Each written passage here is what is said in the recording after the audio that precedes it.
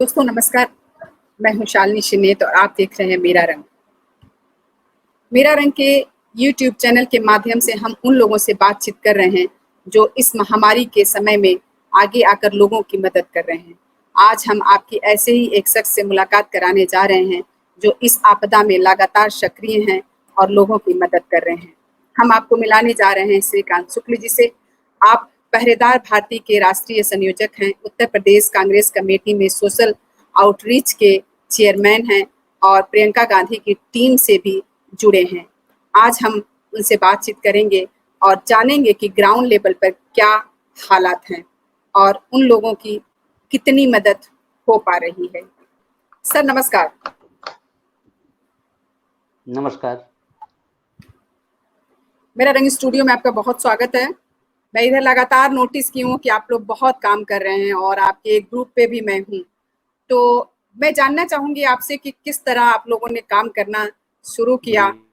क्या ये कोविड के दौरान आपने काम करना शुरू किया या पहले से आप लोग इस तरह का काम करते रहे हैं, लोगों की मदद करते रहे हैं? जाहिर सी बात है आप करते होंगे, आपका काम ऐसा रहा है, लेकिन फिर भी हम लोगों को जानने के लिए आपसे इस तरह के सवाल पूछेंगे जिससे लोग भी जाने कि आप किस तरह का काम करते रहे हैं और कर रहे हैं। तो सर पहला सवाल ये है मेरा कि इस महामारी के दौरान कब लोगों की मदद करना शुरू किया आपने? आप लोगों की मदद कैसे कर रहे हैं? क्या इसके लिए आपने कोई टीम बनाई है अपनी? देखिए, पहली बात तो ये है कि मदद करना ये हम लोगों का स्वभाव है और ऐसे प्रोफेशनल हम लोग मदद करने वाले लोग नहीं हैं। मदद करने का मतलब है कि जितने लोग इस ग्रुप में जुड़े हुए हैं, जो ग्रुप के लिए काम कर रहे हैं, वो सारे प्रोफेसर्स हैं, डॉक्टर्स हैं, अपने-अपने पेशे में काम करने वाले लोग हैं, आईटी के स्टूडेंट्स हैं। वो सारे लोग अपने-अपने पेशे में काम करने वाले लोग, खास तौर से ग्रेटर नोएडा से और लखनऊ से लोग जुड़े हुए हैं। हमारे मित्र हैं प्रोफेसर नितेंद्र कुमार जी, उनकी एक पूरी टीम है, आईटी की टीम है और कुछ सोशल एक्टिविस्ट की टीम है, विशाल जी हैं, निशांत वत्स हैं। तो ये तमाम लोग हैं जिन्होंने मतलब ये है कि ग्रुप बनाया कि जब सरकार बहुत सारी जगह विफल है और कुछ नहीं कर पा रही, तो हमें सिर्फ शिकायत नहीं करना चाहिए बल्कि मानवीय रूप से संवेदना के अनुसार लोगों की सेवा करना चाहिए। तो हम लोगों ने यही डिसाइड किया, खासतौर से इनिशिएटिव ने और नितेन जी ने, विशाल ने, सारे लोगों ने मिलकर ली कि हम बेहतर कैसे पहुंचाते हैं, लोगों को सेवाएं कैसे पहुंचा सकते हैं इस काल में। तो हम लोगों ने यही ग्रुप क्रिएट किया और इस ग्रुप को क्रिएट करने के बाद हमने मतलब देश के जो जाने माने लोग हैं जो उसमें सेवाएं दे सकते हैं, तो उससे आईटी के स्टूडेंट्स जो होते हैं उनके पास डेटा बहुत होते हैं, आईटी की जो प्रोफेसर्स हैं उनके पास, जो स्टूडेंट्स हैं उनके पास डेटा है, पवन धपोला जी हैं। तो इन सारे लोगों ने मिलकर सोचा कि अधिकतम लोगों तक सर्विस सेवा से पहुंचाई जाए। तो ये अपनी मानवीय संवेदना के कारण ये ग्रुप हमने शुरू किया और आपको शालिनी जी बताऊं कि बहुत सारे लोगों तक हम लोग सहयोग करने में सफल रहे हैं। अभी संतोषजनक तो नहीं कह सकता, क्योंकि हमारी कोशिश होती है कि जो हमसे सहायता मांग रहा है सब तक पहुंचा जाए, लेकिन सब तक पहुंचना तो पॉसिबल नहीं हो पा रहा, लेकिन अधिकतम लोगों तक हम कोशिश करते हैं कि हम पहुंच जाएं, उनको उपलब्ध कराएं और अपने नेटवर्क द्वारा उनको जो भी सहायता हम दे सकते हैं वो दें। जी। ये अपना ऑब्जेक्टिव सिर्फ इतना है कि लोगों को सेवाएं। देखिए, एक होता है शालिनी जी की सरकार फेल है, पास है, उसकी असफलता पे हम सवाल करें, और एक होता है कि साहब असफलता पे सवाल करके सरकार से बेहतर जो लिया जा सकता है वो तो लिया जाए, लेकिन हम लोग सरकारी मशीनरी से लेकर गैर सरकारी मशीनरी से लेकर सामाजिक एक्टिविस्ट जो है, सोशल एक्टिविस्ट हैं, जो लोग काम कर सकते हैं या मानवीय रूप से हम क्या कर सकते हैं, उसके आधार पे हम कितनी सेवाएं दे सकते हैं, कितनी जिंदगियां बचा सकते हैं। हर सांस को हम अपना सांस समझ के बहुत ऐसे कहते हैं कि मानवीय रूप से और संवेदना के कारण हम लोगों ने ये ग्रुप शुरू किया है। इसके पीछे और कोई ऑब्जेक्टिव नहीं। जी, तो दोस्तों देख रहे हैं हमारे साथ श्रीकांत शुक्ल जी हैं और आपसे हम बात कर रहे हैं।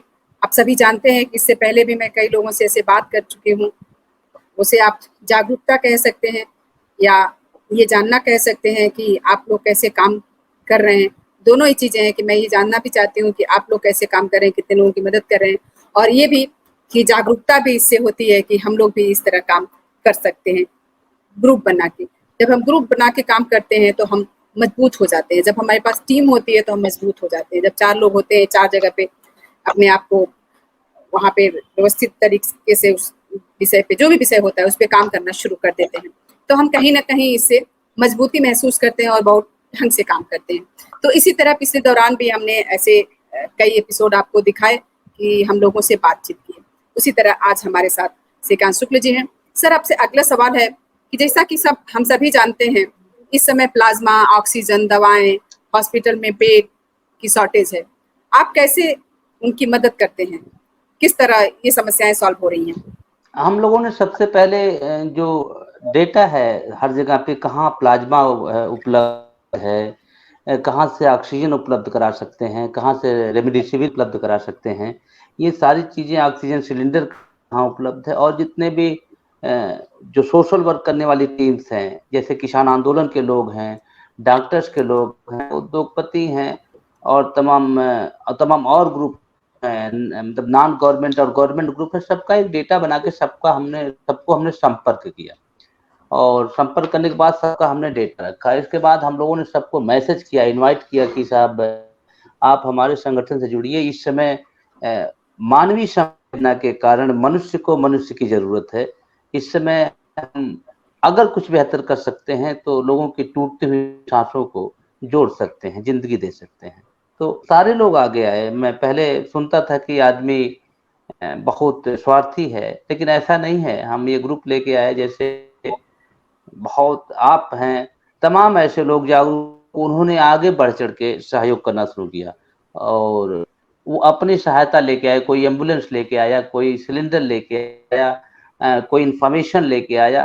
फिर उसको अलग अलग सेगमेंट में बांट दिया गया, आपकी टीम को काम दे दिया गया कि साहब ये प्लाज्मा का सेगमेंट देखेंगे, ये ऑक्सीजन का देखेंगे, ये जो है रेमडेसिविर दवाओं का देखेंगे, ये जो एम्बुलेंस है वो देखेंगे।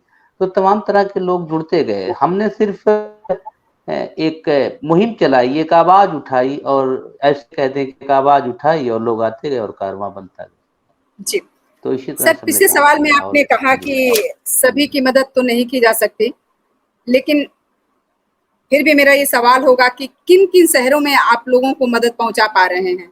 अभी बेसिक रूप से दिल्ली एनसीआर, लखनऊ, बनारस, पटना, और आपके हैदराबाद, बंगलौर, जो कानपुर, आगरा, मेरठ, ये जो दिल्ली एनसीआर से जुड़े शहर है, और पंजाब और हरियाणा, इन शहरों में हमारा कंसंट्रेशन अच्छा है, हमारा नेटवर्क अच्छा है। पैन इंडिया नेटवर्क अभी हमारा नहीं है। हम कह सकते कि पैन इंडिया है, तो सारे राज्यों से जुड़े हुए कुछ न कुछ लोग हैं, लेकिन जो हमारी टीम, जिसको कहते हैं कि एक्टिव टीम जो काम कर रही है, वो उत्तर प्रदेश में काम कर रही है, पंजाब में, हरियाणा में, दिल्ली में, आंध्र प्रदेश में, तेलंगाना में। हमारी टीम प्रोमिनेंट रूप से काम कर रही है, और खासतौर से गोरखपुर, फैजाबाद, वाराणसी, प्रयागराज, लखनऊ, कानपुर और दिल्ली एनसीआर में और पटना में हमारी टीम बहुत एक्टिव है। बहुत बढ़िया। तो हम जो दोस्त देख रहे हैं उनसे हम ये कह सकते हैं कि अगर इन शहरों में कोई दिक्कत आती है, कोई असुविधा होती है एडमिट कराने में या दवाइयाँ प्राप्त करने में, तो वो आपसे संपर्क करें। बिल्कुल संपर्क कर सकते हैं। वहाँ के लोकल्स जो जनप्रतिनिधि हैं वो भी हमारे संपर्क में हैं, उनसे भी हम सहयोग दिलवाते हैं। बहुत सारे जनप्रतिनिधि भी अच्छे हैं जो काम कर रहे हैं आगे आकर, तो उनसे भी हम सहयोग दिलवाते हैं, और सरकार से भी हम निवेदन करते हैं। वैसे तो शिकायत के तौर पे हम कह दें कि सरकार के लोग फोन नहीं उठाते हैं, लेकिन हमारी एक टीम है जो लगातार फोन करती ही रहती। कभी नहीं उठाएंगे, थोड़ी देर बाद उठाएंगे, चाहे सीएमओ हो, सेक्रेटरी या उत्तर प्रदेश हो, होम सेक्रेटरी हो, उससे हमें फर्क नहीं पड़ता है। हमारा मकसद ये है कि आम आदमी की जिंदगी को किसी भी तरह से, कितना भी श्रम करके, अपना आखिरी प्रयास करके बचाने की पूरी कोशिश की जाए, और उसमें जो भी करना हो किया जाए। तो ये हम पूरी कोशिश करते हैं, और हमारी टीम के लोग पूरी कोशिश करते हैं। इस समय दवा और ऑक्सीजन की कालाबाजारी बहुत हो रही है, इसे कैसे रोका जा सकता है? आपका क्या सुझाव है? मानसिकता है बीमारी की, कि यानी लोग अपनी जिंदगी, जिनको खुद पता नहीं है कि उनकी जिंदगी अभी है या नहीं है, वो अपने लिए पैसा इकट्ठा करने के लिए दूसरों की जिंदगी के साथ। तो ये अमानवीय कृत्य करने वाले लोगों के साथ वैधानिक तरीके से, सख्ती से निपटा जाना चाहिए, और राज्य का काम है, तौर से राज्य का डर अगर नहीं होगा लोगों के मन में, जो स्टेट है, स्टेट का डर होना चाहिए लोगों के मन में कि जब जिंदगी से हम खेलेंगे तो हमारे ऊपर हत्या के आरोप लगेंगे। तो मेरा ये मानना है कि कालाबाजारी करने वाले लोगों के ऊपर इरादतन हत्या का मुकदमा दर्ज किया जाना चाहिए और मास किलिंग का मुकदमा दर्ज किया जाना चाहिए और सरकार को इसको बहुत से निपटना चाहिए। और दूसरा मेरा निवेदन है पूरे समाज के लोगों से कि अगर उन्हें पता हो कि इस कोविड काल में, इस आपातकाल में, इस महामारी के काल में फला आदमी ने कालाबाजारी की थी, अगर व्यवसायी वर्ग को उसको व्यवसाय से बहिष्कार कर देना चाहिए और सामाजिक लोगों को उसको समाज से बहिष्कृत कर देना चाहिए। नौजवानों को ऐसे व्यक्ति को चिन्हित करके उसका प्रचार करना चाहिए कि ये ऐसा व्यक्ति है जो जिंदगी से खेलता है, इसे समाज में कोई स्थान नहीं दिया जाना चाहिए। तो वैधानिक रूप से यानी कि कानून रूप से ला अपने अनुसार काम करे, सरकार सख्ती से निपटे और सामाजिक रूप से भी हम उसका बहिष्कार करें, व्यवसायी लोग बहिष्कार करें, सामाजिक लोग बहिष्कार करें, उनके साथ यही सबसे बड़ा दंड है। पिछले दिनों देखा गया कि रेमडेसिविर जो है नकली बेचा गया, आप तो खुद ही देख रहे होंगे कि उसमें डॉक्टर भी इन्वॉल्व हैं, मतलब जिसे हम भगवान का दूसरा रूप कहते हैं, वो इस तरह की हैवानियत कर रहे हैं। तो दोस्तों देख रहे हैं हमारे साथ श्रीकांत शुक्ल जी हैं और आप हमारे उन सवालों के जवाब दे रहे हैं जिनसे हम लोगों तक ये बात पहुंचाना चाह रहे हैं कि किस तरह हम काम कर रहे हैं। और अलग अलग शहरों में बैठे हुए, कहीं हम जरूरी नहीं है कि हर जगह हम ग्राउंड पे जाके काम करें, अलग अलग शहरों में बैठे हुए फोन के माध्यम से, लैपटॉप के माध्यम से हम बैठ के जो है सूचनाएं इधर उधर पहुंचा रहे हैं और उससे लोगों को मदद कर पा रहे हैं। सर अगला सवाल है कि जो लोग इस आपदा में दूसरों की मदद कर रहे हैं उन्हें आप क्या संदेश देना चाहेंगे? हमारा उनके लिए यही संदेश है कि जीवन के सबसे महत्वपूर्ण कार्यों में इस समय वो संलिप्त हैं। आप जिस जीवन को पाए हैं वही जीवन दूसरे का भी है और दूसरे का जीवन बचाने के लिए आप जो प्रयास कर रहे हैं, यह आप इस धरती पे और अपने इस जन्म में यह श्रेष्ठतम काम कर रहे हैं। मैं यही कहूंगा कि इससे उत्तम काम आप नहीं कर सकते। You can earn millions of dollars, millions of rupees, but you can not earn the love and save the life. आप बहुत कुछ कमा सकते हैं, अरबपति खरबपति बन सकते हैं, लेकिन जिंदगी बचा लें और मोहब्बत पा जाएं, ऐसा संभव नहीं है। तो मनुष्य होने के नाते ये दोनों बड़े महत्वपूर्ण काम है, जिंदगी बचाना और लोगों को प्रेम देना। इससे ज्यादा बेहतर काम मनुष्य नहीं कर सकता। उनके लिए मेरा यही संदेश है कि अपनी पूरी निष्ठा, पूरे समर्पण के साथ वो अपना काम करते रहें, वह अपने जीवन का श्रेष्ठतम काम कर रहे हैं। तो बहुत शुक्रिया सर इस सारी जानकारी देने के लिए। लेकिन जिस तरह की मनुष्यता लोग खो चुके हैं, जिस तरह से हैवानियत कर रहे हैं, समझ नहीं आ रहा है कि कैसे। मुझे तो लगता है कि बहुत सारे लोगों की जान जो है डॉक्टर और गलत दवाई बनाने वाले लोगों ने जानबूझ के ले लिया है।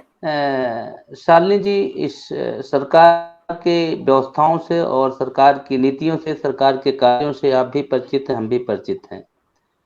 अगर सरकार सीरियस होती तो महामारी का यह आलम नहीं होता। सरकार के लिए प्राथमिकता होती, मनुष्य का जीवन प्राथमिकता होती, तो ये आलम नहीं होता। जाहिर सी बात है कि अगर इतने लोग, मैंने कहा जाता है कि किसी राज्य में अगर किसी भी एक भी व्यक्ति की मृत्यु हो रही है और राज्य की चूक के कारण हो रही, तो राज्य उसके लिए जवाबदेह होना चाहिए। और अगर राज्य के व्यवस्थाओं में कमी के कारण, अव्यवस्था के कारण लाखों जाने गई हैं, तो जाहिर तौर पर साफ है संदेश की सरकार फेल है, असफल है। तो सरकार की असफलता सबके सामने है। असफलता का अर्थ है कि जो व्यवस्थाएं आपने देनी थी वो नहीं दे पाए, लोगों की जान चली गई। तो उसके लिए किसी सबूत की जरूरत नहीं है। जनता सब समझ रही है, आप भी देख रही हैं, हम भी देख रहे हैं, लोग भी देख रहे हैं। सरकार से शिकायत किया जा रहा है, लोग कर भी रहे हैं, आलोचना भी कर रहे हैं। लेकिन हम लोगों ने यही सोचा कि आलोचना और शिकायत से सरकार कुछ जाग सकती है, कुछ एक्शन ले सकती है, तो वो ले। लेकिन हम लोग भी आगे आकर क्या कुछ कर सकते हैं? शिकायत के साथ हमें भी अपने जीवन में कुछ दायित्व निभाने चाहिए। होता है मानवीय दायित्व और नागरिक दायित्व, तो वो हमें निभाना चाहिए, वो हम कर रहे हैं। सरकार को हम पूरी तरह से इस पूरे कोविड मामले में संपूर्णतया असफल और असंवेदनशील मानते हैं। जी और जिस तरह केस बीच में बढ़े थे, हम सभी एकदम परेशान हो गए थे कि अभी भी परेशानी है, लेकिन एक समय ऐसा था करीब 8-10 दिन पहले कि दिन भर में कई-कई केस आ जाते थे, एडमिट नहीं हो पा रहे हैं, एडमिट हुए बिना किसी की डेथ हो जा रही थी। ये सब बड़ा डरावना था, लेकिन आम आदमी आगे आकर इन सारी चीज़ों को सँभाला और मुझे लगता है कि कहीं न कहीं अपना सिस्टम फेल ही हो चुका था। अगर आम जनता आगे नहीं आई होती, तो ये बहुत बड़े पैमाने पे महामारी हुई होती। आपका क्या कहना है इस पे?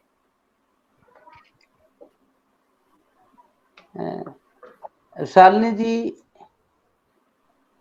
भारत की खूबसूरती यही है कि भारत में जैसे आपने कहा कि काला बाजारी कर रहे हैं लोग, भारत में जैसे असंवेदनशील लोग हैं उससे कहीं ज्यादा संवेदनशील लोग हैं। भारत एक दूसरे के ऊपर मर मिटने वाला देश है और भारत दूसरे की सांस में अपनी सांस देखने वाला देश है। सबसे ज्यादा मोहब्बत के किस्से भारत में ही पाए जाते हैं, प्रेम के किस्से भारत में ही पाए जाते हैं।